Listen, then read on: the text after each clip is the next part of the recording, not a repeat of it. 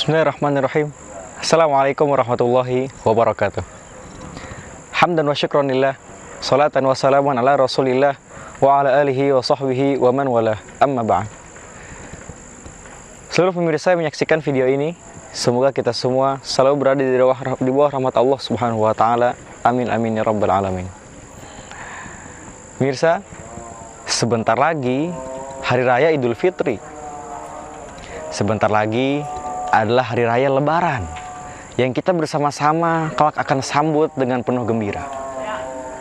Tapi pernahkah terbesit di benak pemirsa, kenapa Idul Fitri dinamai dengan Idul Fitri? Kita sedikit membahas tentang sisi kebahasaan dari Idul Fitri. Kita pecah. Ada dua kata. Ada kata Id, ada kata Al-Fitr. Kata Id itu berasal dari kata ada ya'udu, artinya kembali. Kenapa Id? Kemudian apa kaitan antara Id dengan kembali? Kata orang Arab, kenapa dinamai hari raya ini dengan Id? Karena ia selalu kembali setiap tahun. Karena ia selalu terulang setiap tahun. Setiap satu Syawal pasti ada Id. Dia terus kembali.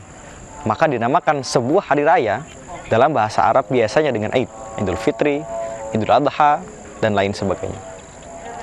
Kemudian kata Al-Fitr yang memiliki arti suci bila kita nisbatkan untuk hari raya ini.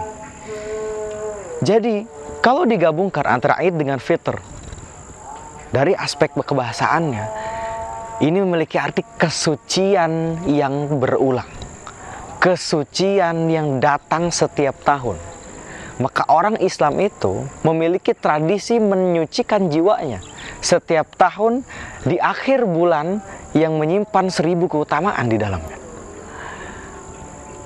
Maka seorang mukmin bila mana tahu dan yakin bahwasannya nanti 1 Syawal itu adalah harinya kesucian, maka dia mesti bersiap-siap untuk menghadapi kesucian itu. Karena ternyata kesucian dari Idul Fitri ini tidaklah didapatkan oleh semua orang tanpa usaha. Kenapa Allah menyimpan Idul Fitri, menyimpan kesucian di akhir Ramadan, tidak di akhir bulan yang lain? Karena Allah juga menyimpan ampunan yang notabene adalah pembersih di dalam jiwa manusia hanya di bulan Ramadan. Maksudnya di sini adalah ampunan yang lebih banyak ketimbang 11 bulan yang lain. Maka ketika dengan kemudahan mencari ampunan di bulan Ramadan yang Allah berikan itu, sehingga seorang mukmin akan gampang mengundang ampunan Allah, maka tentu di penghujungnya dia akan keluar dari Ramadan juga dalam keadaan suci karena telah mendapatkan ampunan Allah Subhanahu wa taala itu. Berbahagialah bagi kita yang hidup di Indonesia, yang punya tradisi unik. Setiap pagi Lebaran pasti kita minta maaf sama orang tua, sama keluarga, dan bahkan menyambung tali silaturahim ke berbagai keluarga di berbagai tempat untuk maaf-maafan. Pemirsa, sebagai seorang mukmin yang sejati, hendaknya kita mengikuti adat ini tidak hanya karena adat. Kita meminta maaf kepada sanak saudara, kepada tetangga, kepada sahabat, bukan untuk mengikuti tradisi saja, tapi mestilah dihayati, mestilah disadari dalam hati bahwasannya saya memang sadar, mungkin saya punya salah yang tidak sadar, mungkin saya punya salah yang secara sengaja menyakiti hati orang tersebut, maka mestilah minta maaf dengan dari hati yang paling dalam. Bila mana orang lain meminta maaf kepada kita, hendaklah kita maafkan. Begitulah malu seorang hamba Allah yang tidak mau memaafkan hamba Allah yang lain, sedangkan dia adalah hambanya Allah yang maha pemaaf.